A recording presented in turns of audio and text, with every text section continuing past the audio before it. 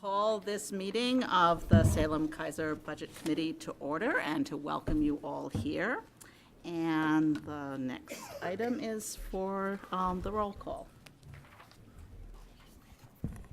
Rachel Dewey Thorsett. Here. Rick Kimball. Here. Marcia Atkinson. Here. Mark Bateman. Here. Chris Brantley. Here. Lloyd Chapman. Here. Marty Hyen. Here.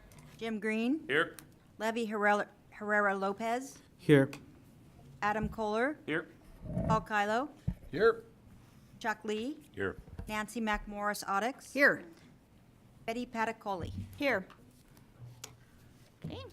So there are basically three items for today's agenda: the budget message from Superintendent Perry, then a discussion of the basic going forward protocols for questions and deliberations, and then more nuts and bolts walkthrough of the budget for 2017-18.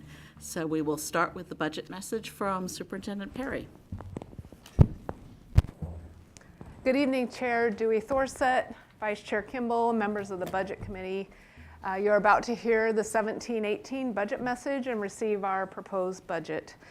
This will likely be a lengthier budget message than you've received from me in the past because it is combined with important fiscal and organizational information. So as a superintendent of a public school district in Oregon, I am ultimately responsible and required by statute to develop the proposed budget. I do this work with the district's budget officer, Michael Wolf, and members of my cabinet. Developing the budget is phase one of the process. We are now entering phase two and are required by statute, which involves you as the budget committee. This message tonight will outline a proposed budget that unfortunately does not maintain current service levels. It is crucial to recognize that funding for public schools in Oregon is not stable. Knowing this, we worked hard to carefully allocate resource prioritized against all the competing demands and balancing ongoing costs in order to sustain our most critical investments. As I've listened to both internal and external stakeholders as part of our continued and ongoing assessment of the district, I have worked closely to develop priorities for moving the organization forward. One of the goals of tonight's budget message is for the Budget Committee to understand the alignment of resources to the 17-18 strategic plan and the priorities of the district. The budget is developed based upon the 2017-19 biennial revenue assumptions of $8.1 billion for K-12 public education. This is a low number, and we are hopeful for more funding from the legislature. It is typical that during the legislative season, as you know, you've been here before, this number will change. Most recently, we have been alerted to $7.8 billion as our new number. While this proposed budget is based on $8.1 billion in funding for K-12 education, I will be preparing for the what-if scenario of $7.8 billion. In my comments tonight, I'll use round numbers. The actual numbers are on the slides and handouts. And in addition, this presentation that I'm talking from tonight will be available to you in your email inbox, either later tonight or in the morning. So our vision in Salem Keizer Public Schools is all students graduate and are prepared for a successful life. This statement represents a culmination of our efforts with our students in pre-K through grades 12. Our vision reminds us why we do the work.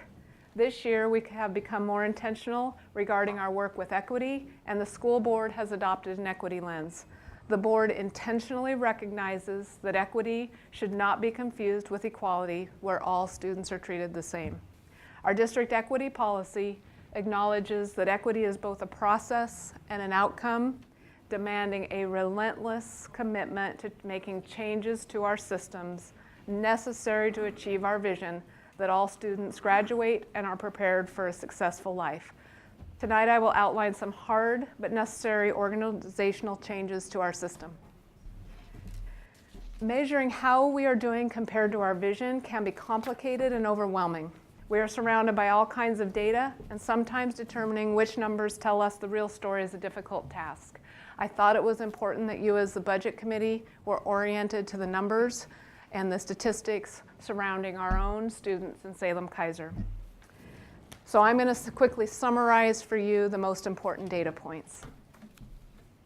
Our 4-year graduation rate has remained steady at 72% since 2013. Both the 5-year cohort and the 5-year completion rates have slipped by 1%, but have remained at or above the state average over time. However, examining the graduation and dropout rates, specifically by subgroup and schools, tells a very different story. The top bar on this graph represents the average 4-year graduation rate for the state of Oregon at 75%. Visually, you can see that most of our schools outperform the state average, but several Salem Keizer high schools are not yet performing where we would like them to be. Examining statistical rates of graduation by school doesn't tell the story of our students. This table demonstrates the actual number of students in 2015 who dropped out prior to earning a high school diploma. Another method for analyzing our graduation rates is by subgroup. Our African American students have a dropout rate of more than 10%. This is more than triple the dropout rate of our white students. Similarly, our students with limited English proficiency and our Pacific Islander students also have statistically high dropout rates compared with their white peers. Addressing the issue of high school dropout rates will be explored more thoroughly in our discussion of Measure 98 funding, and I'll go more in depth to several of these other funding sources in May 9th. Research tells us that students who are involved in extracurricular activities and who see their secondary education as purposeful and relevant to their post-high school plans are more likely to graduate. Our own data supports this premise when we examine students enrolled in our career and technical education programs. Our CTE participants, shown in blue, are students who are enrolled in at least one CTE course, even for just a semester. They have a graduation rate of almost 87%, a full 15 percentage points above the graduation rates for all of our students. And the increase is even greater for CTE concentrators, shown in the orange. Students who complete at least one full credit in a CTE program of study, including one required course. CTE concentrators' graduation rate in the 4-year cohort is 93%. Our financial investments and commitment to career and technical education is paying dividends for us in student success. In order to prepare our students for success in their secondary coursework, we must understand the foundational skills in our elementary schools are necessary. 3rd grade state assessment scores are just one indicator of future academic achievement. A 2015 study commissioned by the National School Boards Association concluded that students who cannot read on grade level by 3rd grade are 4 times less likely to graduate on time than a child who does read proficiently. Add poverty to the mix, and a student is 13 times less likely to graduate on time than his or her proficient and wealthier peers. Salem Keizer 3rd grade reading scores have consistently fallen between 8 and 11 percentage points behind the state average, regardless of which assessment is used. The percentage of students demonstrating proficiency in reading and writing on state assessments increases in upper grades, and we close the gap with our high school scores equal to or above the state average. So we do have a success in closing the gap over time. But 3rd grade reading clearly indicates we have more to do in the foundations of their education. Data collected prior to 3rd grade reading scores from the Oregon Kindergarten Assessment demonstrate that our students entering kindergarten for the first time are not adequately prepared for the academic rigor of school. Average scores in the areas of letter recognition and sound recognition are below the state average, in some cases significantly below. Our 5-year-olds enter the classrooms less prepared than the average kindergarten student across the state, and we have not closed the gap by 3rd grade. This suggests that we do not have the foundational reading skills embedded systematically in every early elementary classroom in our district. Measuring academic rigor academic achievement is not enough. Our vision states that we want our graduates to be prepared for a successful life. Social emotional learning and character qualities like tenacity, collaboration, and grit are critical to success in the workforce. One measure for social emotional readiness is the Oregon Kindergarten Assessment. In the areas of self-regulation and interpersonal skills, our new kindergarten students are slightly below the state average. This statistic is reinforced anecdotally by our teachers concerning the students who arrive in our kindergarten classrooms each September. And it would suggest the need for more behavioral learning for our students. In response to the marked increase in the frequency and intensity of student behaviors, the district has adopted the Positive Behavioral Interventions and Support, PBIS, as a behavioral management system. Because we are so early in implementation and we do not yet have outcome data, however, the building leadership pre-assessment scores in this graph clearly demonstrate the gap between need and implementation. These are pre-assessment scores, inventory scores from our elementary schools. Schools on the left are Tier 1, still in the very early stages of learning. Schools on the right are Tier 2, moving forward with more sophisticated strategies to meet the needs of students with more significant behavioral strategies. The target for PBIS implementation is 70% fidelity, the red line that states the goal. You'll notice that all but just a handful of the Tier 1 schools are below that target. Tier 2 schools demonstrate a substantial increase in understanding and implementation. The district must remain committed to, in the long term, as the research states that it takes at least 3 to 5 years to establish a strong foundation for PBIS. Reviewing PBIS data at the secondary level, just 3 of our middle and high schools self-reported an implementation level of 70% or higher on the pre-assessment.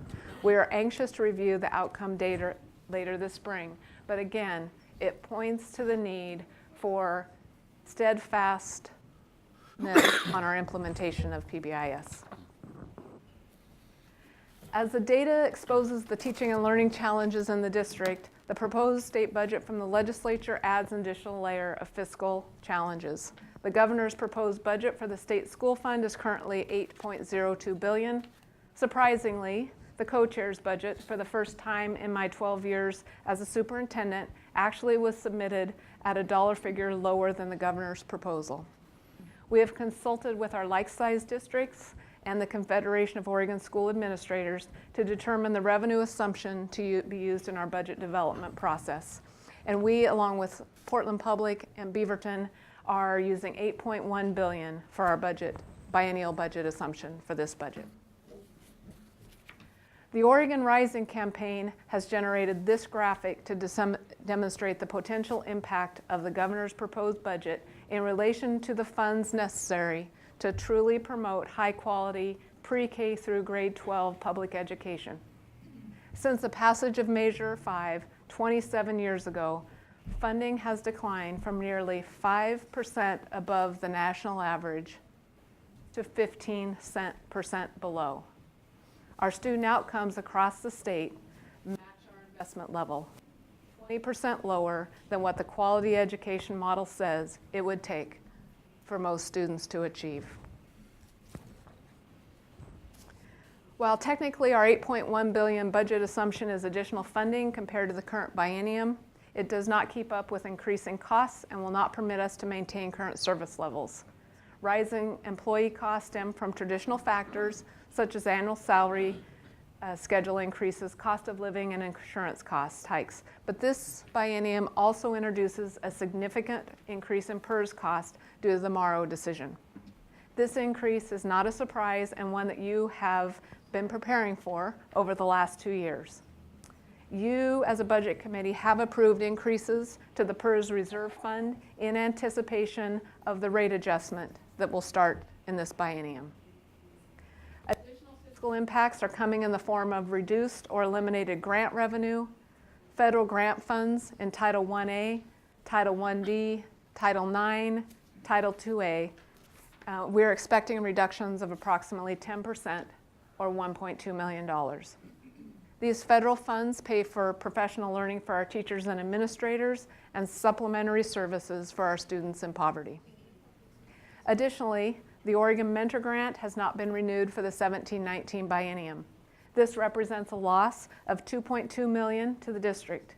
These reductions require the district to transfer additional cost in the general fund and redesign the current system to maintain these essential programs for students and staff. While Salem Keizer School District mentors all first and second year teachers, this is not the case in many districts throughout Oregon.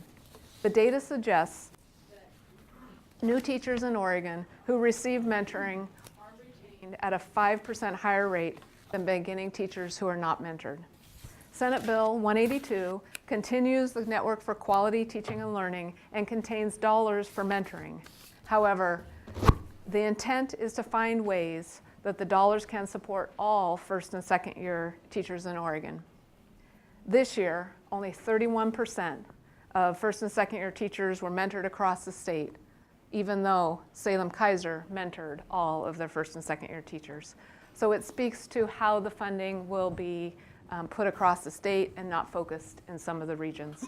I believe there will be some funds for a mentor program, but these dollars will not support the same level of mentoring. On a positive note, not all grant dollars and supplemental funds have been reduced. Oregon voters passed Measure 98, providing state funds to school districts for new initiatives in career and technical education and programs in dropout prevention. Salem Keizer is planning for about $400 per student in Measure 98 funding, and this equates to approximately $5 million. It will be budgeted outside of the general fund, and so I'll speak about that at a different time. We will add 2 new programs of study at CTEC, so we put the CTEC additions in that Measure 98 funding, and the 2 new programs will be unmanned aerial systems and automotive collision repair. And we're also looking to add additional CT opportunities to our students at Roberts High School. Just last week, we learned that up to 15% of our Measure 98 dollars can support students in 8th grade. We know that earlier students are engaged and on track, the more likely they are to graduate on time. So we will be working to try to fund some level of Measure 98 at 8th grade.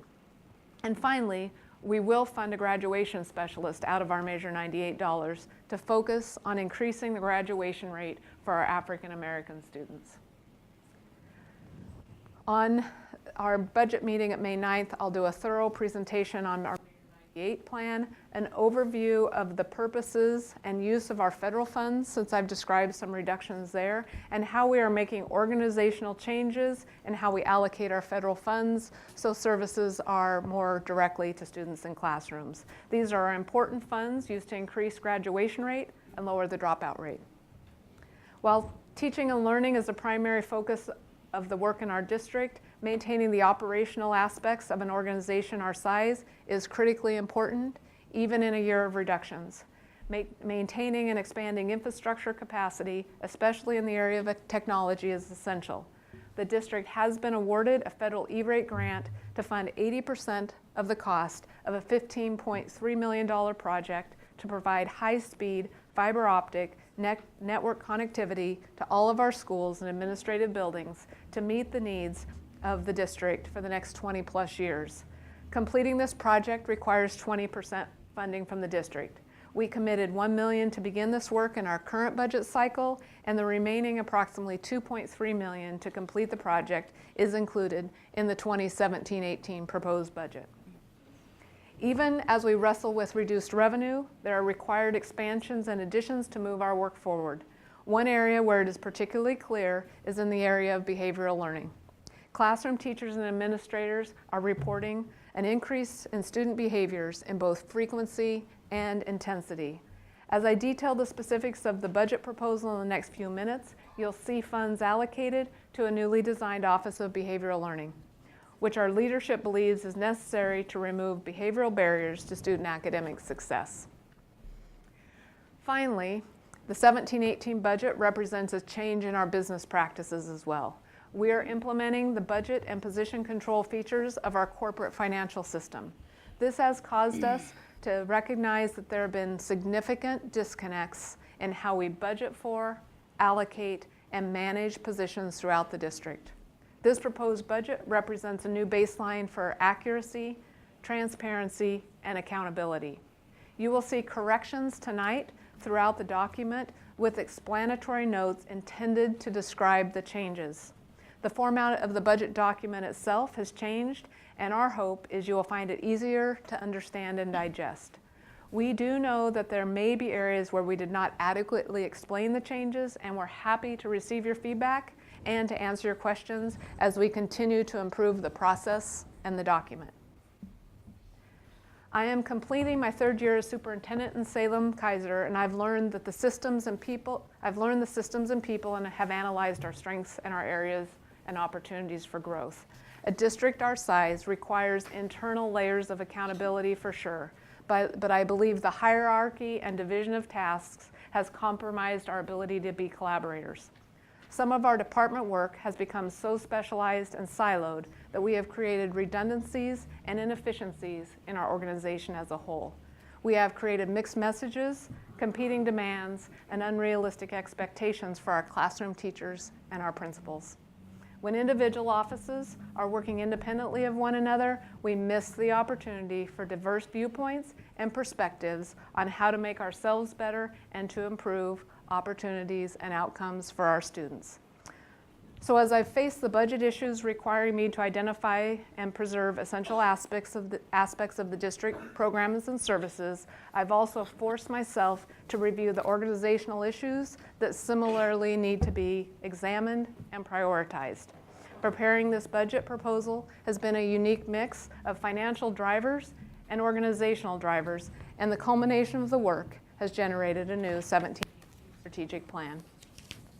You do have this handout in your packets, but we'll go through one by one.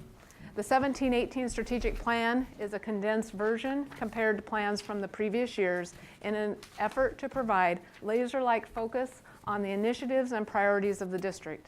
The strategic plan is not intended to list all of the great work we do on a daily basis with students, nor is it designed to prioritize the work of one department as more critical and important than the others. What the strategic plan will do is ensure our continued efforts focused on common themes with resource allocation to promote these initiatives and timely monitoring feedback based on the results over the course of the year. Our first strategic plan item is around K-5 literacy, which focuses specifically on foundational reading skills. These are the skills of letter sound correspondence and decoding necessary to unlock the power of reading.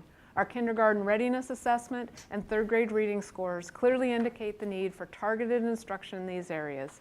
Similarly, we will maintain targeted work towards our English language proficiency for our almost 7,000 students who are English language learners, and biliteracy in Spanish for students in our Literacy Squared language classrooms.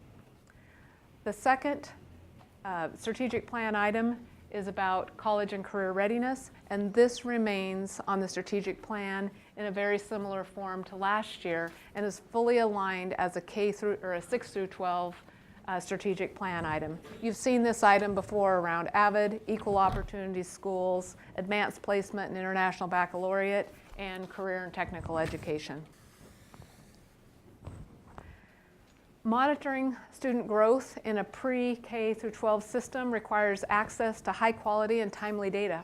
This requires a balanced assessment system to provide data teams with the information they need to plan proactively for future instruction, in addition to responding with intervention to prior instruction that has not yet been mastered. As students enter middle school and high school, timely analysis of student data is a critical component of dropout prevention. As early as 6th grade, we need to be monitoring students with risk indicators. A student who fails one English or one math class in 6th grade, or a student who has an attendance rate lower than 80% is considered high risk for dropping out. Tracking and monitoring this kind of data and providing the necessary interventions is an area where we need to improve.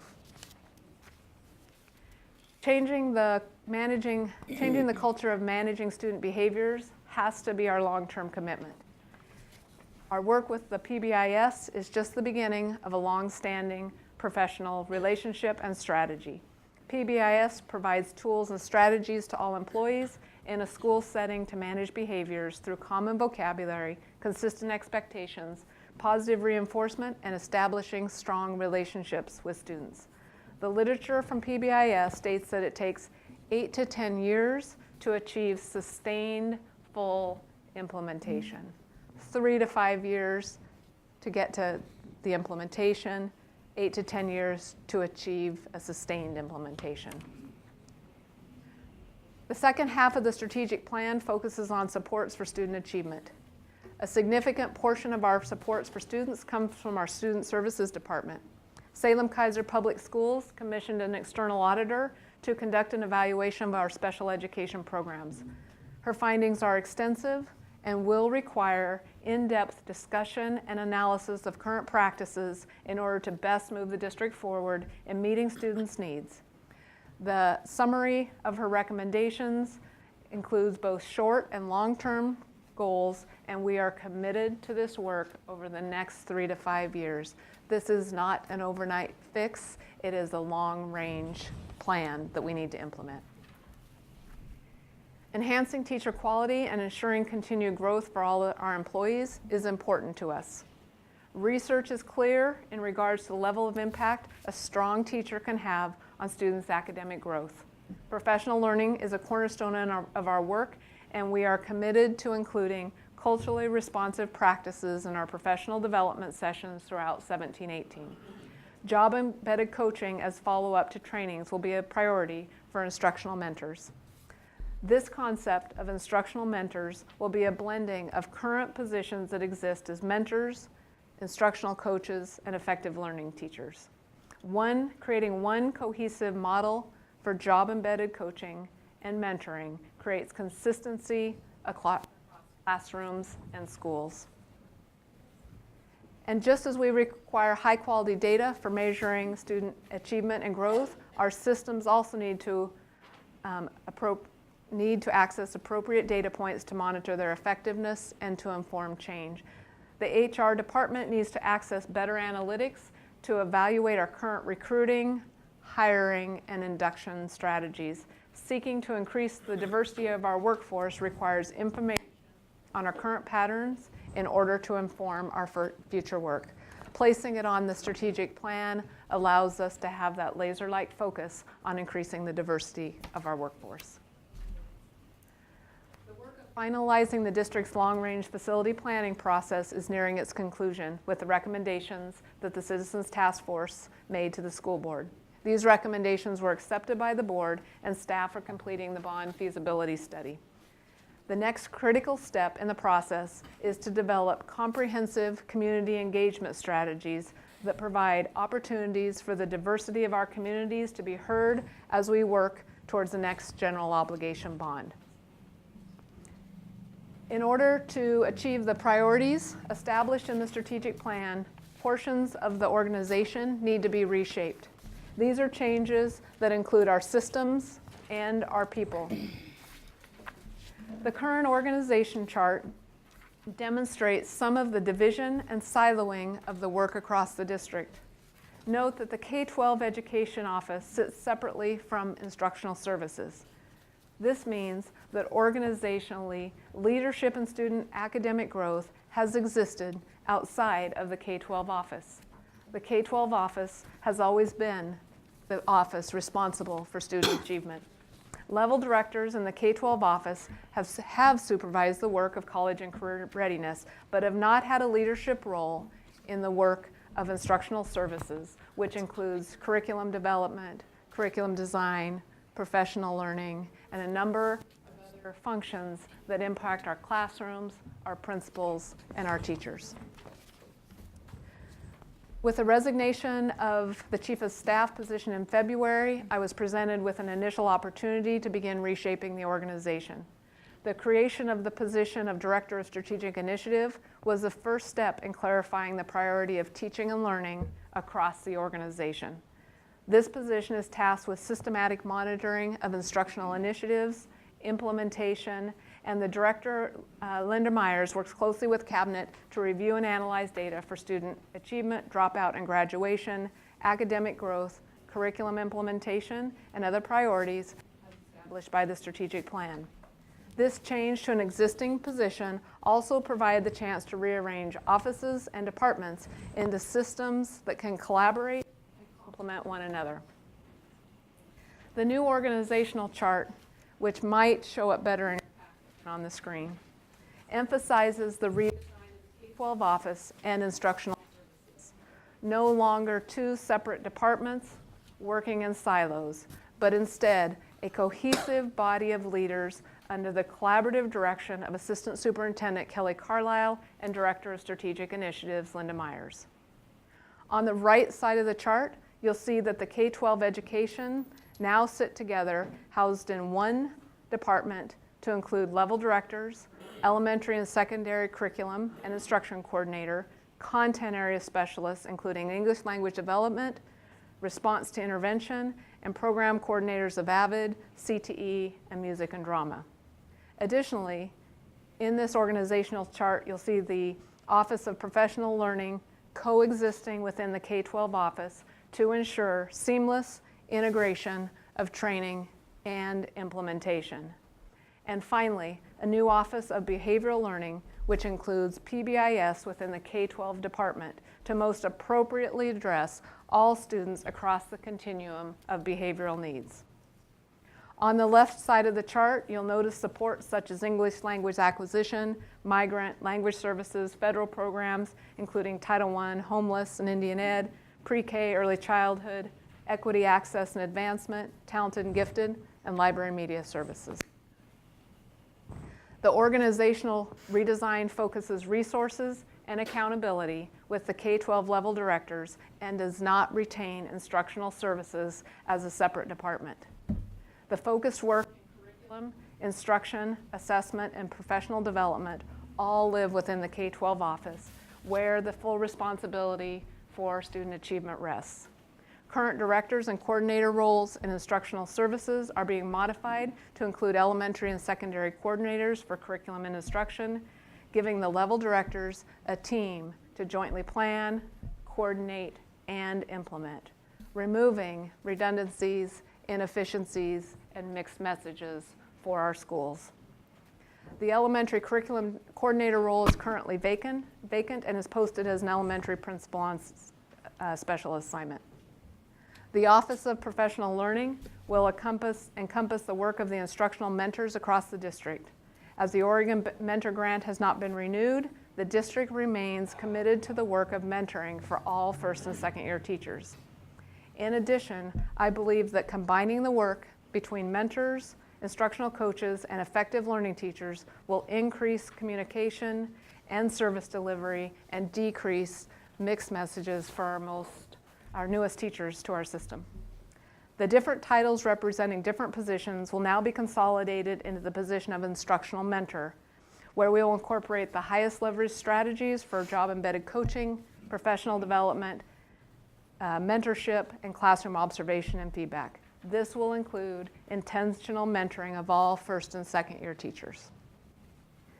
The Office of Behavioral Learning is a newly designed office to focus on the development of a comprehensive district-wide behavioral framework. 46 staff who are currently under the auspices of Student Services Department would be moved under the supervision of the K-12 department and the Behavioral Learning coordinator. The people in this role are behavior trainers, behavior cadre members, and those who work to support our specialized self-contained classrooms. In addition, PBIS, it will be in our third year next year, a formal PBIS initiative, and this too will sit under the Office of Behavioral Learning. This new office within the District K-12 office and out of Student Services is an effort to dispel the long-standing perception that successfully addressing student behaviors in schools is primarily the responsibility of the Student Services Department. The Office of Student Equity, Access, and Advancement will continue to promote open conversations around equity and diversity with a new director leading the work. Efforts will center around identifying and eliminating barriers to student success through the formation of a district equity committee and through the collaboration with the school board, leadership team, our licensed and classified employees, and their representative organizations and community agencies. The former Office of Testing and Evaluation will now be titled Data, Research, and Assessment, to move away from compliance-based initiatives to focus on embedded improvement strategies. This office will now be part of Technology and Information Services. To provide more specialized staffing support to our higher needs special education classrooms, we'll be replacing limited term adult assistant support with permanent classroom support in selected schools. These limited term adult assistants were one-on-ones that were exited at the end of each year, and many then were rehired the next year. The limited term positions did not show up previously in the budget document because only permanent FTE was illustrated in the budget document. However, we did have the appropriate level of funding in the salaries categories for these limited term positions. You just didn't count them as FTE. This change is a phase-in to focus on some of our higher needs special education classrooms and the schools in which they reside. They include a small number of elementary, middle, and high schools that have some of the programs, plus at least one other type of program. While this phase-in offers zero budget impact, the package includes a significant shift of 75 full-time equivalent positions from limited term classified to permanent classified positions. Our plan is to invest in them as long-term employees for adequate training, developing teams within those classrooms, and to stop the turnover of employees in our classrooms with our most vulnerable kids. The 17-19 biennium is projected to be a difficult one for our state and for our district. Our collective ask from our legislature is $8.4 billion. We built the budget, again, on the $8.1 billion assumption. We are preparing for the reductions for the next 2+ years. I want to remind you that savings from reducing ongoing costs in the first year of the biennium have a compounding effect in later years. In addition, our approach to this 17-19 biennium is critical to positioning the district for the next biennium, which we will likely have a similar scenario. The total proposed budget for the 17-18 school year is $671 million, which is technically additional funding compared to the current biennium. However, it does not keep up with the increasing costs and will require reductions. The general fund represents 70% of the total proposed budget. It pays for the general operations of the district, including instructional programs, daily operations of our schools and departments, and all other general functions of the district. Maintaining current service levels in the district include increasing costs in PERS and healthcare compared to the 8-1 biennial revenue assumption, leaves Salem Keizer with an approximate $21 million deficit for 17-18. Initial measures to reduce the deficit, including the automation of our financial system, which allowed us to tighten the system on how we calculate associated payroll costs, medical insurance, and PERS rates. This allows us to use actual employee data to determine costs, which provides a higher level of accuracy in forecasting these costs in the future. Secondly, Cabinet worked through some tough decisions, including changing assumptions on salary packages for COLA and medical insurance, and determining that the budget proposal would not include increases for student enrollment growth. Altogether, these actions reduce the gap to $10 million. The district has been preparing for the coming increase in PERS rates, and you have approved increases to the PERS reserve fund in anticipation of this rate adjustment. Transferring $6 million out of the PERS reserve fund reduces the deficit even further. The final $4 million in reductions is a combination of spending reductions and FTE reductions. Spending reductions include a 5% reduction in spending starting in this current school year and a 5% targeted cut in materials, supplies, and purchase services in 17-18. This list summarizes the specific FTE and supplies and materials reductions. Annually, Salem Keizer experiences approximately 250 retirements or resignations. Our goal is a reduction of FTE at the elementary, middle, and high school will not result in a reduction in force, but rather these reductions will take place through attrition. These FTE reductions will increase class size in some schools and some classrooms. Elementary enrollment across the district is decreasing by about 100 students projected. The average class size at elementary will range, this is a wide range, 23 to 30. While this seems like a wide range, factors include size of school, title versus non-title, and the scope of the facility's ability to add classroom space to alleviate crowding. In middle school, enrollment is expected to increase by approximately 200 students across the district. The addition of a 7-period day at our middle schools alleviates some of the class size increases. In addition, it creates greater opportunities for electives and intervention support for our students, which we know is critically important at the middle school level. Current projections are that middle school class sizes will increase by 1 to approximately 32 students. High school enrollment is projected to increase by approximately 150 students across the district. The impact of the enrollment increases and staffing reductions will result in an average class size increase of less than 1 student when you average it out. We know there will be places where it will increase more and increase less. The 5 reserve FTE listed were in our current budget but have never been filled. The reductions in administrator FTE and teacher on special assignment FTE are reflective of the organizational changes I described earlier. These reductions total $9.2 million. There are additional central office reductions that are out of our federal programs, which has resulted in a lot more administrative transfers than FTE reductions that you see on the list. And at our next budget meeting, again, I'll take some time to highlight some of the changes in how we're allocating that federal funding, because it's an important part of our message. So the next list summarizes some additions in the proposed budget. The new Office of Behavioral Learning is developed to more accurately reflect behavioral learning as a function in all of our schools, rather than traditionally viewed responsibility of student services.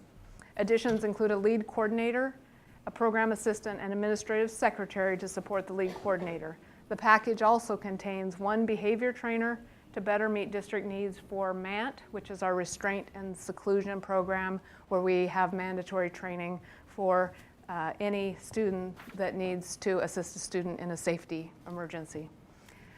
2 licensed PBIS consultants to continue our work on PBIS, and 5 additional classified cadre positions to meet the behavioral demands in our elementary school. Our behavior cadre is called out often when we have students with behavior challenges, and they help schools create a behavior plan and learn strategies for how to integrate the student in a way that they can be successful both behavioral and academically. The next item is instructional mentors. We are combining the roles of instructional coaches, mentors, and effective learning teachers without the financial support of the state mentor grant and a reduction in federal title dollars. The general fund does fund 3 FTE for district-wide mentors to support in schools with higher numbers of first and second year teachers. In addition, we'll fund a couple district-wide instructional mentors out of Title II, and we have some funds that are governed by a memorandum of understanding with our association that we'll have discussions on later this spring. The fiber project is included as an add at $2.3 million to construct a fiber network for Salem Keizer. Remember, we are getting 80% of the project funded through federal E-rate dollars, and it's important to make this investment. Please also note that a funding on infrastructure in the first year is not a cost accumulation in year 2. So it's a 1-year expenditure, and we don't have escalating costs. Next, we'll have a position on a principal on special assignment that will serve as the elementary curriculum and instruction coordinator to lead the elementary work within the organizational structure, just as there is a secondary coordinator. The secondary coordinator is realigned from instructional services. The principal on special assignment is a shift from the reduction of 1.0 administrator from instructional services. Elementary literacy curriculum. Our current elementary literacy curriculum, Ready Gen, is designed to teach high-level conceptual standards through great literature and informational texts. But the kindergarten through second grade Ready Gen materials do not include a robust routine for teaching the requisite phonics for a unit with sufficient opportunities for students to practice. In fact, there were pieces missing from many of the curriculums that we looked at. This phase of purchase of a supplementary materials include foundational reading skills expressly designed to align with the Ready Gen lessons to enhance the foundational readings materials found in the core programs. ECRI, which stands for Enhanced Core Reading Instruction, is an enhancement to Ready Gen. It's not something new or different, but a component our teachers have insisted is missing from the current reading adoption. Next, we have a Life Skills Development Learning Center curriculum. This purchase follows a recommendation from the recent external evaluation of our district special education services. The need is to purchase a research-based, cross-grade level curriculum aligned to alternative standards, as most of the students in our DLC classrooms are working towards an extended diploma. Currently, there is not a consistent curriculum tied to consistent standards, and our teachers are creating their own materials. This would standardize the curriculum and learning standards across the district and provide teachers necessary tools to helping their DLC students meet these standards. Again, this is a one-time purchase in the first year of the biennium. Middle school math and intervention. This package extends the opportunities for students who are ready to accelerate in math across all of our middle schools with a summer math extension program for incoming 7th and 8th grade students. The extension program will serve up to 30 students each in 2 grades at each middle school. We know that students must be through Algebra 1 by the end of middle school in order to access AP Calculus in high school, and middle school is an important time to begin that pathway for equal access for all of our students for rigorous AP and IB courses. This package also includes support materials for students in need of interventions in reading and math for their academics. Keep in mind a portion of this is a 1-year investment, and we've also tracked our dropout data to know that students that fail reading or math in middle school are more likely to drop out. The miscellaneous additions include transportation for middle school athletics. We've been doing it. We hadn't included it in the budget. Custodial training and FTE for the supervision of our student teachers, which has previously been funded through a limited term position. So it's not an addition of a person, but it looks like an addition of FTE in the budget book. As a reminder, the 1-year adds investments in the infrastructure are part of our biennial budgeting strategy. In review, the initial cost-cutting measures save us $11 million. When combined with the transfer of $6 million from the PERS reserve, reductions and additions that close the remaining $4 million gap, we are presenting to you a balanced budget that I believe is fully aligned with our strategic initiatives. One of the lessons learned from the last major reduction period is to focus available resources on the critical few change efforts that will have the most impact on closing the opportunity, not just this achievement gap. Another lesson is that even in times of scarce resources, we must continue to invest in retooling and redefining our systems, processes, and skill sets. If we waited for adequate funding, we would never move forward. This is an ask of you. We need your help. This week, we learned that the legislature has still not found a path to fund our schools above $7.8 billion. Keep in mind, this would be $21 million less for Salem Keizer students. We know that with fewer dollars, it's difficult to have programs such as career and technical education, music, and electives. We know our students in Salem Keizer come to kindergarten less ready than their peers across the state. And what they need is you to advocate for $8.4 billion in funding for students across Oregon. If we get from 8.1 to 8.4 billion, we would see an additional 21 million over the biennium. These dollars could be focused on decreasing class size and increasing opportunities for our students. Remember the statistic about ballot measure 5 I shared with you earlier, when we were 5% above the national average in spending per student, and we're 10% below now. It's time for us to call on our legislative body to fund our schools and fund the future of Oregon. This link I'm showing you, and that will be available to you tomorrow in your email, takes you directly to the Oregon Rising website.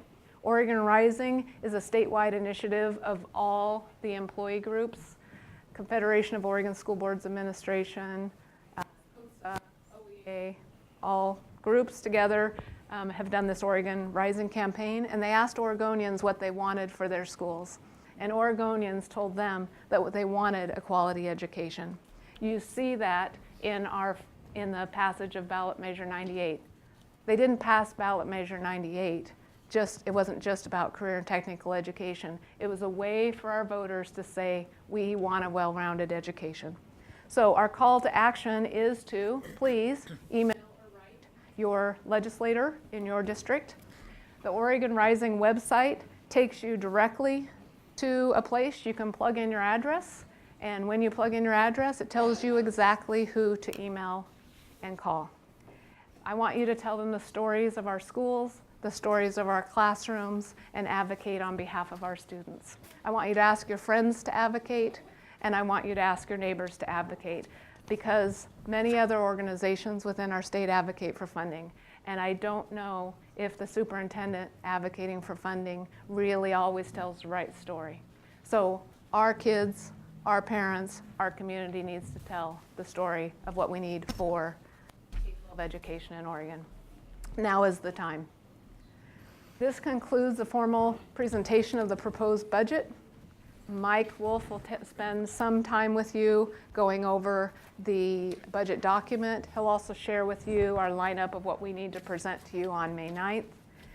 And we will be providing you all of my notes in the morning so that you can see what I was speaking from, although I have gone off script a tiny bit.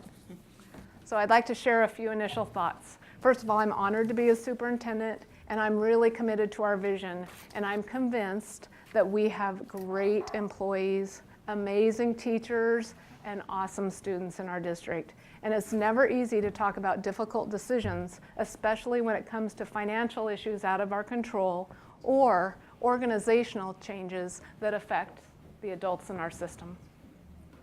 We make these changes because we know the kids in our system deserve it. I want you to know that I will be monitoring the legislative process closely. Be assured that I'll plan for a $7.8 billion deficit, and a reminder that you have placed us in a really good position by putting the money into the PERS reserve in the past years, and we will make it through this together. Please remember that we know that equity is both a process and an outcome, which demands relentless commitment to make changes to our system, which is necessary to achieve our vision. The organizational changes and the budgeted priorities in the era of inadequate funding are an attempt to do this. And remember, if we waited for adequate funding, we would never move the organization forward. Thank you for listening to my long presentation tonight. We're going to take 5 minutes. Does that sound good to you, Rachel? 5 minutes. Is there anybody who wants to ask questions just about the presentation and the big picture before we break? Okay. Chris and then Rick. I just have a real simple question. At $6 million a year out of the PERS Reserve Fund, how many years was it going to last? About 3. Yeah. We purposefully chose to take incrementally out as part of that biennial approach to the budgeting. Rick? Yeah, I wanted to get it clear in my head near the end when you were talking about where the budget is standing right now and where it may end up. you planned for 8.1, Yep. and there's and that's with a 21 million cut to get to 8.1. Potentially, there'll be another 21 million if we settle at 7.8 in the legislature, correct? Correct. That is correct. Over the biennium. Right. That is correct. Okay. And we have done all the tightening measures we can do, other than tapping more reserves out of the PERS reserve. So it will be the distance we've gotten tonight, it'll be harder to get the next 21 million over the course of the biennium. And you have to rethink some of the strategic investments.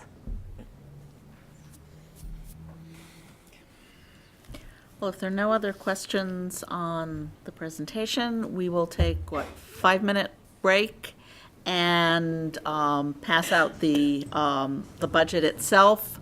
There will be, I believe, 4 copies out on the table for people in the audience, so you'll have to share. But it will also be posted online, and I believe it will be online now. It'll be or- online either now Now. or within an hour or two. Okay. Yep. So, it is available to see and dig into, but there are limited copies for the audience tonight. So, 5 minutes, so we'll come back shortly before 7:05 and turn this off.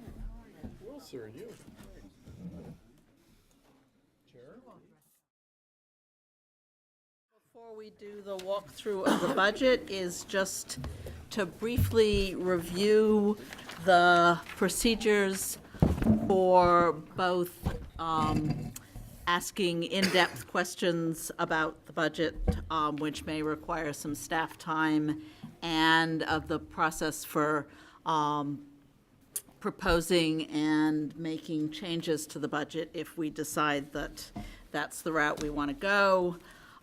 This is something that the sheet that's being handed out that Mike will walk through shortly is a streamlining of a process that was adopted, I believe, 2 years ago by the Budget Committee, and we've had a bit of back and forth over the weekend with me and Vice Chair Kimball and Mike Wolf on just, making it all work smoothly. So, let's see, I'm lost track of where that's attached to the binder that was handed out. And there are basically 2 parts to it. One, processes for asking questions, and one of the things I want to kind of highlight to everybody is that in order to have as productive a discussion at the meeting 2 weeks from now, to try and get as many questions you have as you go through the book to staff before that meeting, that it's a lot easier for them to answer something they know is coming than something that they hear the first time 2 weeks from now. So that's one piece of it. The other piece is a process for making changes, and one thing I want to call, well, 2 things I want to call people's attention to there. One is that in the things that we can and can't do in making changes, we cannot change revenue assumptions. So we don't get to decide that the legislature is in fact going to be more generous. And so if we propose a change, we also have to identify, if we propose an addition, we have to identify where an equivalent cut would come from. So any changes we make have to be revenue neutral, which complicates the process of making changes. The other thing that it's important to remember, and it factors into some of the thresholds for asking questions and or asking in-depth questions and the process for making changes, is that adopting the budget or making changes to the budget requires the committee total is 14 people. It requires a majority of the membership of the committee, which is 8, And that is true whether or not all 14 people are in attendance. So 8 is the number of votes you need to make a change or to adopt the budget, and that's kind of sets the background of the threshold of 6 that Mike will talk about for the sort of prior steps in the process. So do you want to walk through it Great. in more detail? Yes, thank you, Chair Dewey Thorset. So basically, we have the opportunity for questions. And first of all, we love questions, so we're not trying to limit them. We just want to make the best use of our time. So between now and the first bulleted section of the memo, between now and no later than May 3rd, if you could send your questions or requests for additional information directly to me. You have my email address in the memo. Like I said, no later than the end of business on May 3rd. That would be great. That would give us enough time, I think, to go ahead and process any answers that we need to put together. But also, if there are some that would take significant staff time, we'll be able to talk with Rachel and Rick as the Budget Committee leadership and get their determination. And if your question or request for information doesn't get answered prior to the May meeting, clearly you can bring that request or question to the May meeting and go through the protocol as it's defined in the document, which would be the next bullet section. So questions and requests for information raised at the Budget Committee. Most of what you ask, I think we can turn around really quick. That's been our experience. But for those that would take significant staff time to research, that's where the Budget Committee leadership has agreed that there must be sufficient interest from the committee. And so that would be a committee vote. The chair will make the assignment to staff if there are at least 6 members interested in receiving a response, and all members will receive the response that we generate. And then moving to changing the superintendent's proposed budget. So after you have heard your public testimony and you're in your deliberation phase, there may be a desire for members to recommend changes to the superintendent's proposed budget. So we have the following procedures. The first is basically any member can identify the opportunity to change the budget. So what we'll be doing is creating an initial list of suggested changes, and as the chair had mentioned, that each change should come with a corresponding funding source. So if you're asking to increase in one area, it would be really helpful if you also suggested decreases in others. So we'll create the initial list, and then beginning with the first item, the Budget Committee member who recommended the change will give a brief 3 to 5 minute explanation of why they believe the change should be made. After the explanation, other members will be asked by a show of hands if they would like that item to move to a master list for further consideration. Again, that will take 6 members concurring to move that item to a master list. Once the master list is established, the chairperson will accept a formal motion on each item identified on that list. So we'll move into formal Robert's Rules of Order in considering each item on the master list. And again, that would require at least 8 votes from committee members to change the proposed budget. And then any changes to the proposed budget may require additional staff work to modify the document. And there may also be a requirement for an opportunity for public testimony on the changes that were just approved by the committee. So that's kind of how we've streamlined the document. We put this together, I believe it was back in 2014, and we haven't used it as a budget committee. So if we use it this year, then we'll see how well it works. But I'd be happy to entertain any questions on the process.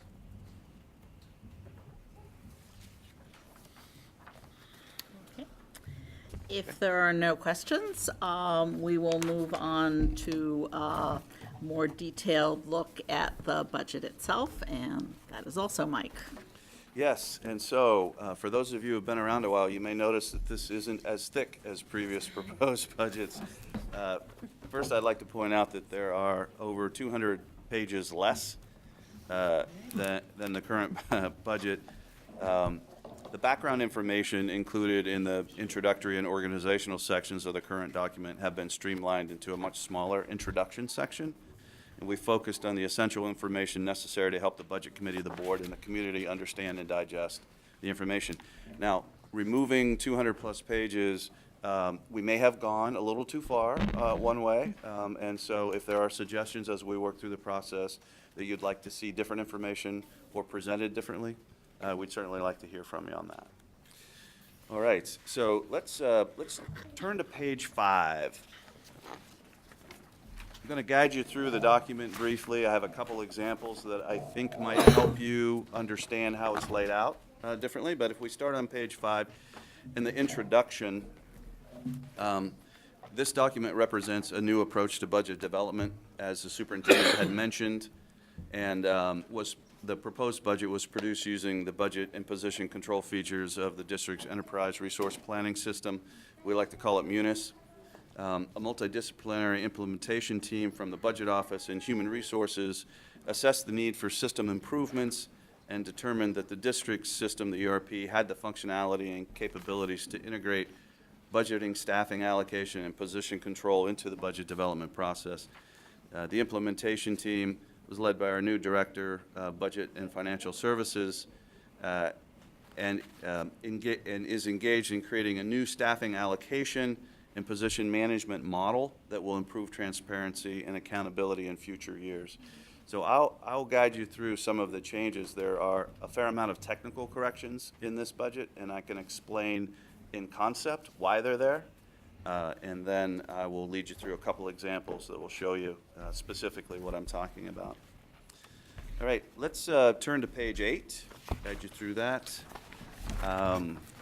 This provides some background information on student enrollment, average daily membership, and class size. And then on page 8, Betty told me I need to go through this fast, so I'm going to try to guide you through it a little bit. On page 12, you'll see that that's where we list our major budget assumptions, followed by a discussion of revenues on pages 13 and 14, which include Measure 98 on page 14, just a brief explanation. Page 15 provides the breakdown of the total budgeted revenue, and just at the top, we get to identify our first correction. The number is actually 671, not 670, just a typo. You can say just a typo, but it's $1 million. We'll fix that. The numbers in the budget are great. They're right on track. It's just this graph. All right, let's move to pages 16 and 17. And in 16 and 17, these are fund descriptions. Now, you may remember that we have 7 fund categories. We actually have 17 individual funds, but they're grouped in 7 categories where you have your general fund, your special revenue funds, debt service funds, capital projects funds, enterprise fund, internal service funds, and trust funds. And so you've got a description of each of the funds right here. So this will be a good reference as you work through the budget document. The next page, page 18, includes the classification of revenues and expenditures based on the required program budgeting and accounting manual from the Department of Education. You see functions, which would be the 1000 series, 1 to 7. And they're basically, what functions are is the type of activity that we're engaging in, like instruction or support services. And then the 100 series below are objects. And that describes the service or the commodity obtained as a result of the expenditures. Like, for instance, salaries, benefits, purchase services, supplies, and materials. You'll see that as the primary structure throughout the document. Page 19 through 36 provide summary details on each of the 17 specific funds included in the budget. Give you a second to take that in. You can see that we have 2 actual years, 2 columns of actual expenditures. In previous budgets, we've had 3. Budget law requires 2, so that was another change that we made just to get back in alignment. You have the current budget, 16-17, and then the proposed 17-18 budget. And you can see by fund all 17 funds listed. And that brings us to page 37, which is where the general fund starts. And if we move to page 40, has this been going quick enough? On page 40, you can see the summary of resources. And note that if you look on our, from budget to budget, if you look at the bottom of the column 16-17 budget and the proposed, we're essentially running a relatively flat budget. And that's, as Superintendent Perry described in the breakdown, all of the reasons why. Part of it is the automation of the system, but also the reductions that we're proposing. Also wanted to call your attention, you can see the $6 million transfer just above the total in the proposed column. The $6 million transfer from the PERS reserve, that's where you'll find it in the roll-up. Okay? Pages 41 through 83 break down each function within the general fund with a summary page on page 83.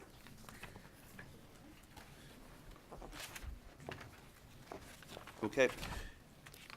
So that's, it's very fast, but that's the overview of the document. It's very similar to what you've seen in the past. There's just less what we would call extraneous information in the beginning, but the numbers are pretty solid to what you've seen in the past. Now, I'd like to talk about a couple examples of the changes in the document and how to work your way around these pages. You'll notice that there are several pages with annotations on them describing changes to the FTE numbers that were included in the 16-17 budget. As we described, this is a result of automating our budget, staff allocation, and position control processes. We've attempted to describe the changes on the appropriate pages, and again, in the summary of FTE changes that start on page 88. So I'd like to walk through a couple examples. One example will be a technical correction. So, if you can go to page 42, hope this works.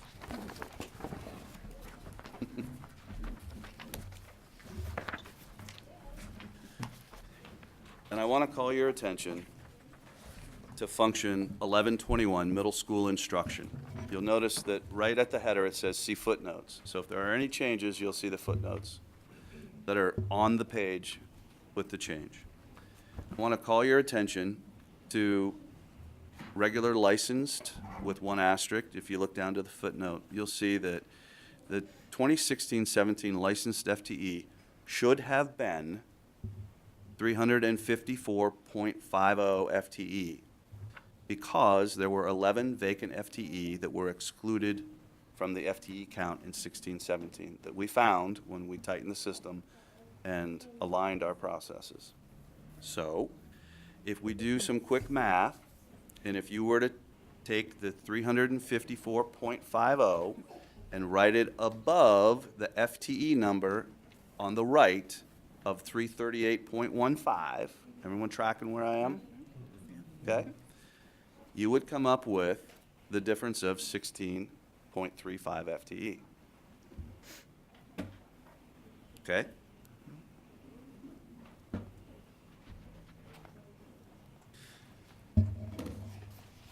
So, bear with me. Now let's flip to page 88. Remember that 16.35. Now we're going to page 88.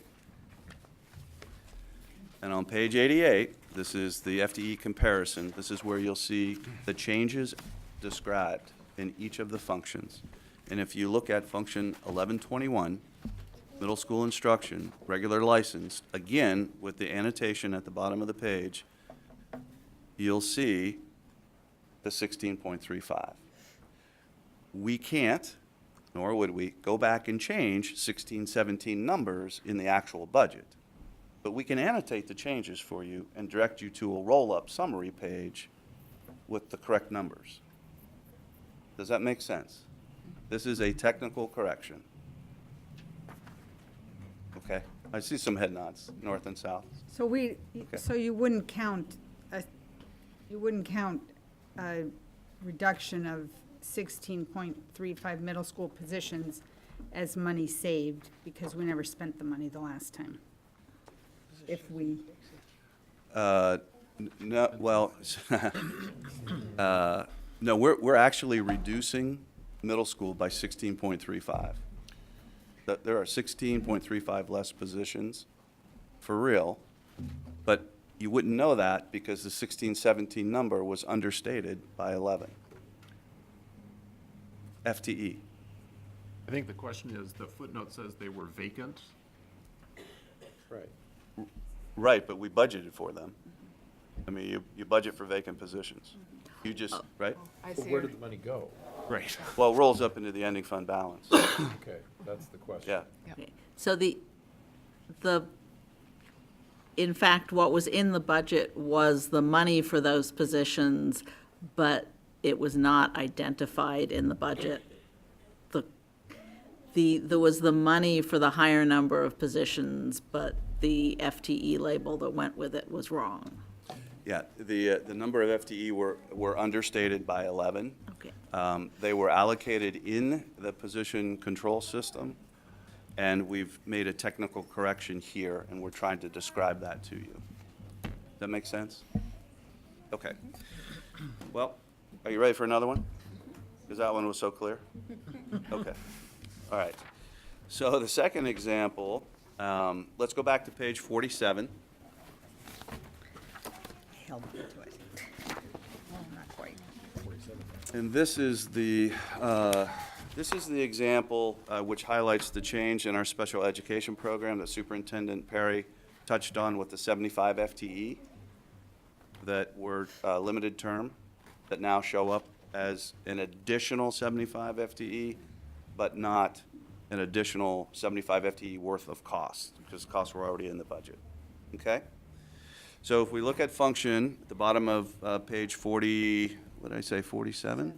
Yeah, let's go to 47. Bottom of page 47, function 1220, restrictive programs. Again, if you take the difference in classified FTE between what was stated in 16-17, the 241, and the 17-18, 321, you'll see that there's an 80.17 FTE difference total. Included in that is the 75.94 that Superintendent Perry talked about as the limited duration positions becoming permanent. Okay? So I just want to restate it from a programmatic. That means we have 75 employees currently working on our system that were limited term, so they don't show up in the FTE number. Now we're changing them to permanent positions, so they show up in the FTE number, but it isn't 75 more employees. It's the same 75. They're just permanent positions, so we'll have the stability of the workforce. Right.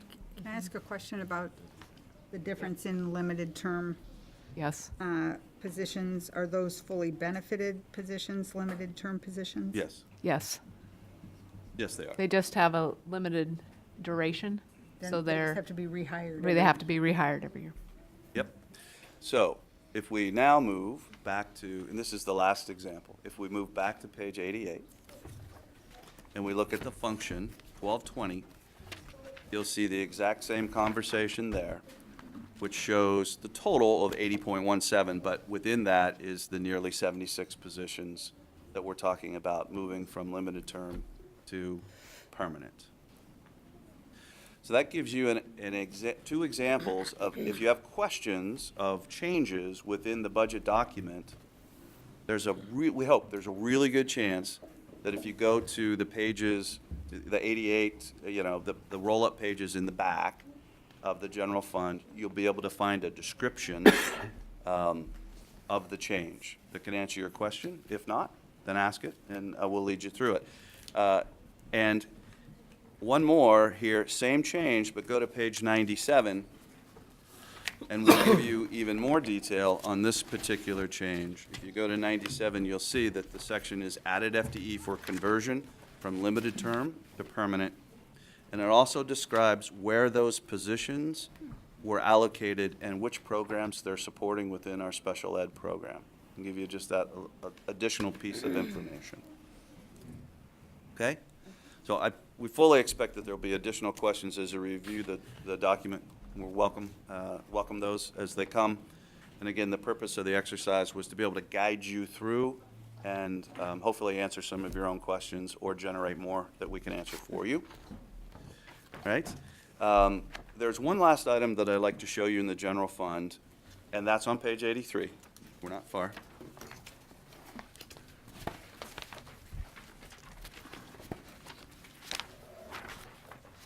I want to call your attention to the increase in the contingency that you'll see on page 83. If you look down to the 6,000 function, contingency, you'll see operating contingency of what the budgeted contingency is in the current 16-17, and that we've increased it in the proposed.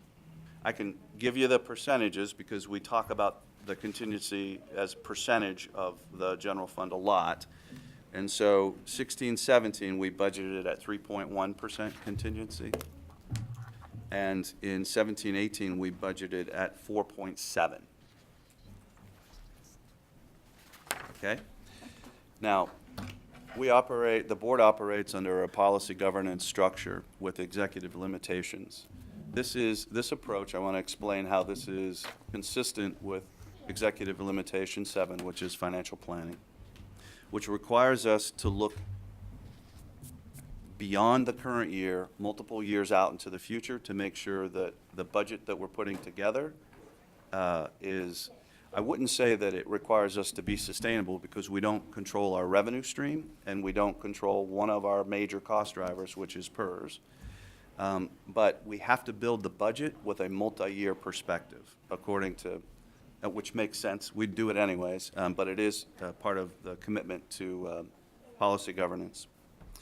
Requires us to look beyond the 16-17 annual budget or the 17-18 annual budget cycle through the biennium and into the next, quite frankly, which would be the 19-21. We're anticipating costs increasing faster than revenues for the foreseeable future until the legislature can either increase revenues or significantly bend the cost curve for us with costs that we don't control. We are anticipating costs increasing faster than revenues in the foreseeable future. The tightening of the budget by pulling forecasted labor costs closer to actuals requires planning for the higher side of the ending fund targeted balance of between 5 and 7%. That's another financial constraint that we operate within, which necessarily includes a higher contingency. So in the past, as a budget committee, we've talked about the contingency, and it's really kind of settled around 3%, plus or minus, every year. And that, with the underspending that's built into the general fund, we reach our 5 to 7 or even higher percent ending fund balance. With the tightening of this budget for this year, one, because we needed to do it, and two, it's a deficit biennium, it's prudent for us to run with a higher contingency. And so that's why I wanted to call your attention to it as we move forward.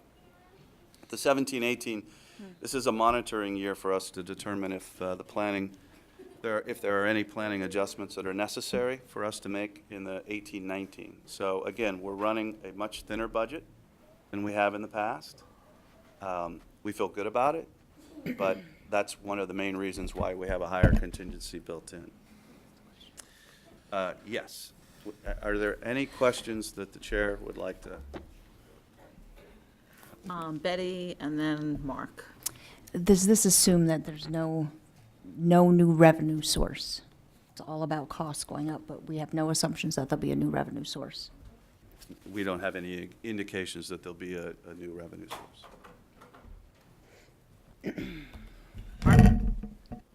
Do we, I think you used the phrase ending fund balance in your discussion about the operating contingency.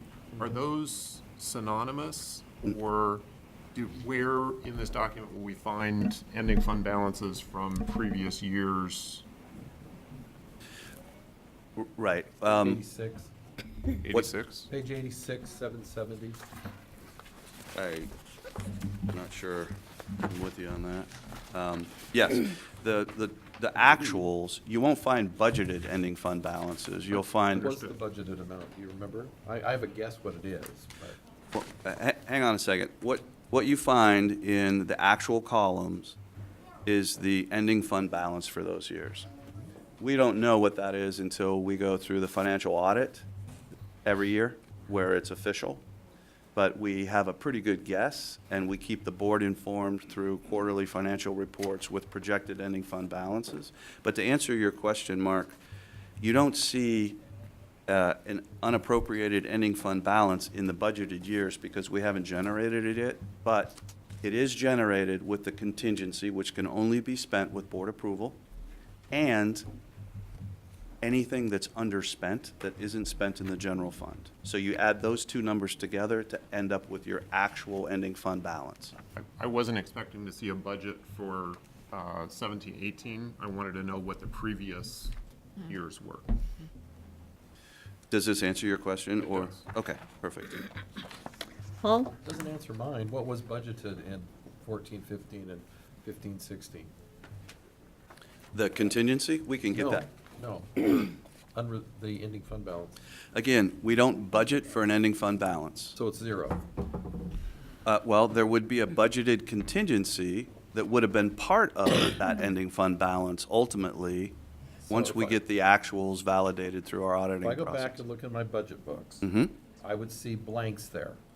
you would. So for 14, 15, I would have seen the budget saying nothing, and we brought in 44 million. Well, right, well, what you would have. And for 15, 16, I would see a 0, and I would see 49 million. I mean, which is what I see now. You would only see that after the actuals were That's what I'm validated saying, through the yeah. auditing But- process. That's correct. But we budget 0 there. You budget 0 as the unappropriated ending fund balance. Correct. So, but then we carry over about 10%. But you do budget the operating contingency, Right. which you'll. That wasn't my question, Mike. So we carry over about 10% the unappropriated ending fund balance every year. We have for Okay. those 2 years, yes, but in the past, it's fluctuated. If you go back further, Paul, it won't be 10%. It could be 5, it could be 6. We could put together, if it was a request from other members, a history of the ending fund balance. Oh, yeah, If absolutely. people requested that. And just to follow up on this, am I understanding that this year, because of the changes in both the budgeting system and the shrinkage that is being forced upon us, you're expecting that the little dashed lines in the budget will turn into smaller numbers than they did the previous years, and that is why the contingency is higher, to make sure that the ending fund balance is where it needs to be, without assuming that more change will shake out of the sofa cushions Yes. during the audit process. Yeah, you described that perfectly. And I think we have to remember it's underspending in all the categories and the budgeted contingency, if nothing's been spent, those two combined are for your ending fund balance. And we really believe, we sat in, not me, the budget team and HR sat and actually went position by position through this document. So it is a much tighter document in the position control function. There aren't 11 vacant positions that you've No. lost track of. I would actually be really happy today if tomorrow she told me she found 11, but I don't think so. Nancy? I have a question that is probably a question for Jim Green. The governor's at 8.04. The co-chairs are at 7.8. Remember, that's not a co-chair's budget. That is a co-chair's framework. So, my question is, how do we get from where we are today to the end, and when will we know? So, one way to get to the end is to do what the superintendent mentioned, which is to reach out to your legislators and ask for that appropriation of minimally 8.4, but let them know we budgeted at 8.1, and it is still a $21 million reduction over the biennium for us. We will know more when the May revenue forecast comes into the legislature, which is May 14th or 15th. They will receive that information from the Office of Economic Analysis. And at that point, they'll know what their true revenue is for the biennium based on current law. They'll know what they can appropriate, what they have available, what their debt service availability is, a variety of things, more clearly in the middle of May. And they will then begin their work on putting budgets through the Ways and Means process. Okay, thank you. I have another question too, I think, which is of Mike. We've been putting money aside for that planned increase in PERS costs. And when we talked about increases, I didn't see that, any increase listed for PERS costs this year. Are there, isn't this the year we're beginning to see those significant increases in PERS costs? Yes, but they're built into the associated payroll costs throughout the budget. Okay, Yeah. There wouldn't be a separate line item for that. so we're pulling money out of the PERS reserve fund, but we're also increasing our costs for PERS. So we're pulling it out to cover what we're, Yes. So all the benefits lines will Yeah. be a bit higher than they would otherwise be. Yeah. Thank Yes. you. Jim? And then Lloyd?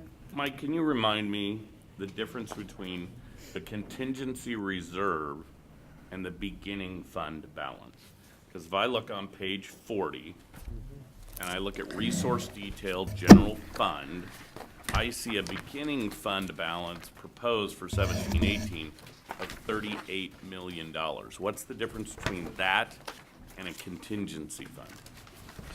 Well, the beginning fund, what we're doing is we're projecting what we think the actual ending fund balance for 16-17 will be, which would include the contingency that was built into 16-17 and the underspending for 16-17.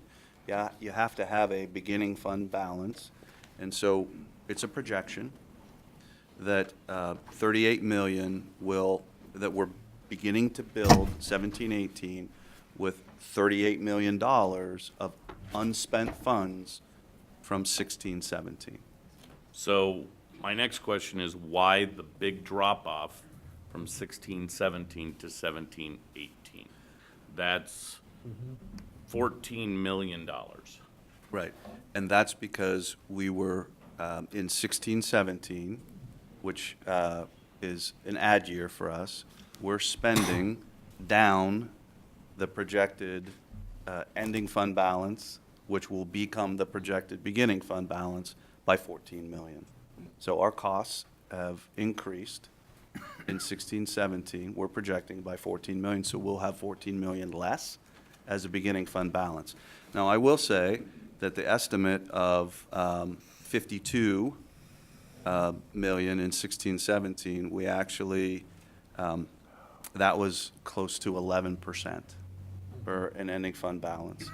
And our goal is between 5 and 7 with our financial policies. So we knew we were carrying a higher ending fund balance for 16-17, but we also knew that we were heading into a potential down biennium in 17-19.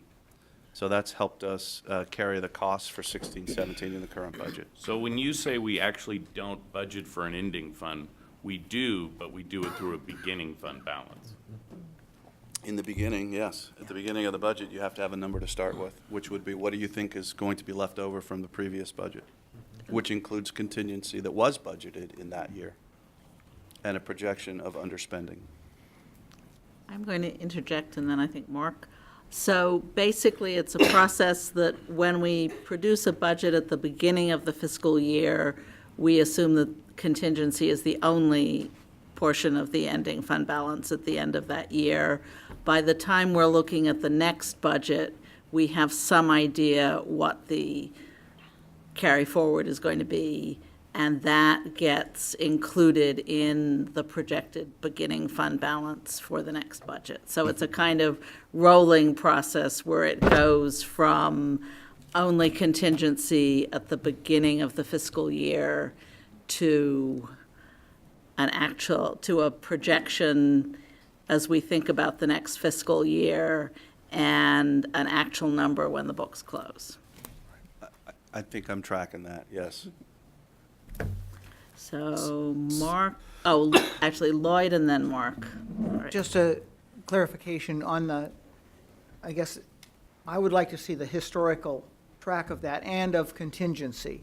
So sort of how you can put it together most clearly for, what you expected and the contingency and the ending fund balance or beginning fund balance. Mark? So I think this may actually be to state a little bit differently what you just said, but to make sure that I'm understanding and tracking.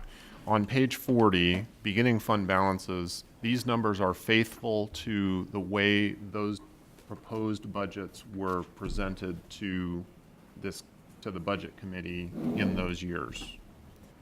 Where on page 86, the ending fund balance, unreserved fund balance, total unappropriated, those are post-audit numbers. So everything else is faithful to the way the budget was presented, but those two lines are the only two that are different from what the original budget presentation was. Those are post-audit numbers. The actual columns are post-audit, yeah. Right. So they're projections by staff based on tracking expenditures daily and projecting what we believe the under expenditure will be for a given year, added to whatever contingency is left, and usually it's most all of the contingency. That gives us a projection for a beginning fund balance to build the next budget. And then we true it up after the audit, and we won't have this year's audit done until December 31st. And then we'll know.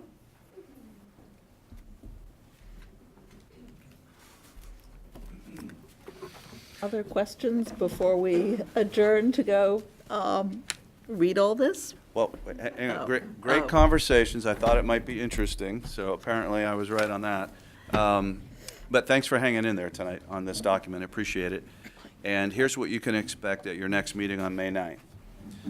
Obviously, there'll be a Q&A session, so you'll generate lots of questions. I'm assuming it's not going to be hard for us to pull together the information around the budgeted contingencies and the actual ending fund balances through the audit, so we can certainly do that. 5 years, does that seem reasonable? Yes? 5-year look back? Yeah. Okay.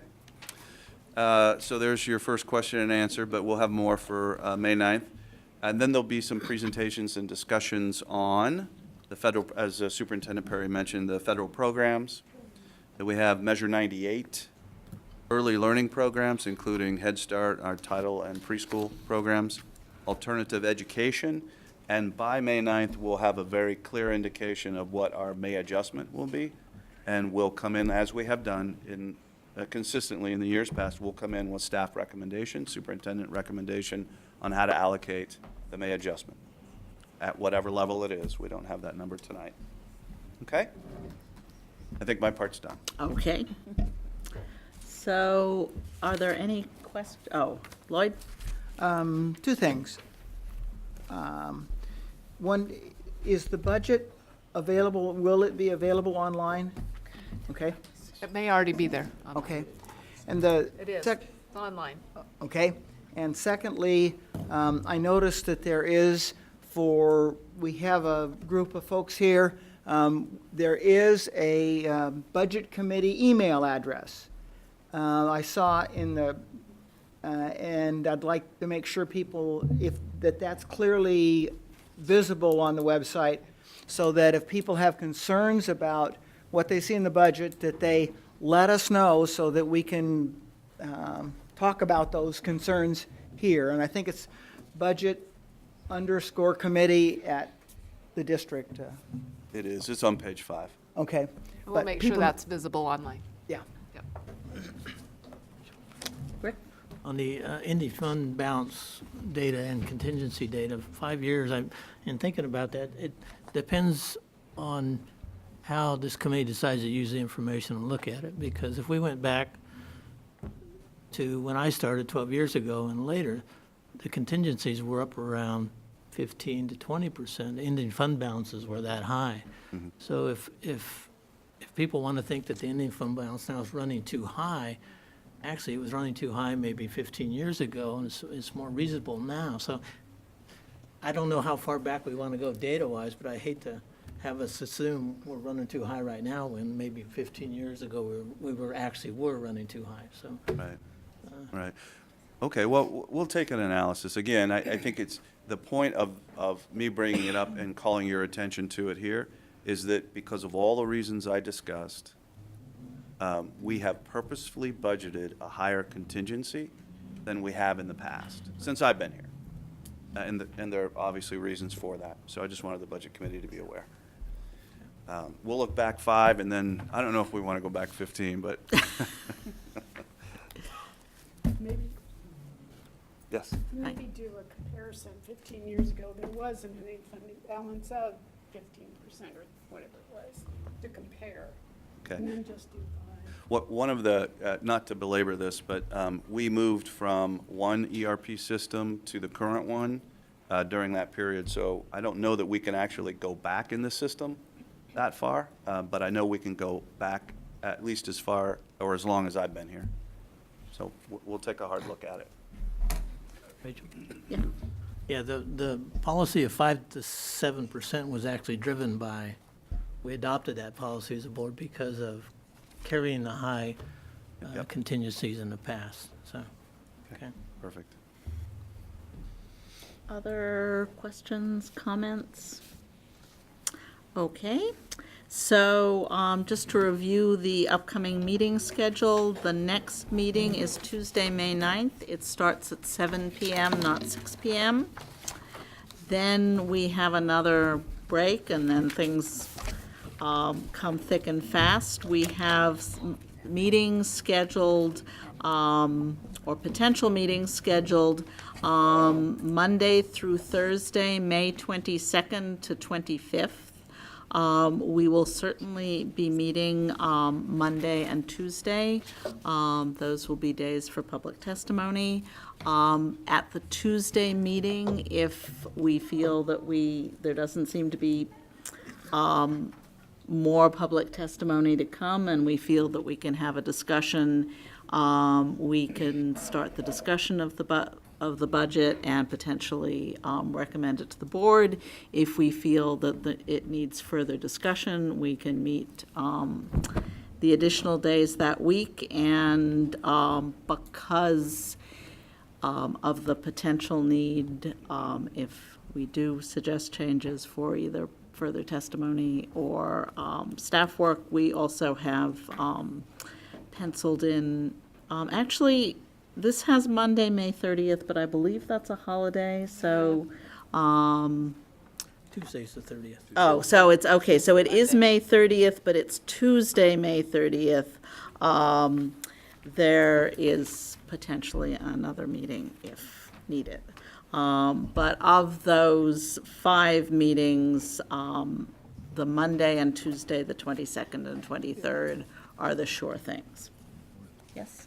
The May 9th meeting also is following school board, so it may or may not start exactly at 7 PM. We'll do our best.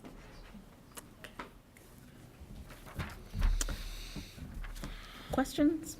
Okay. Then this meeting is adjourned.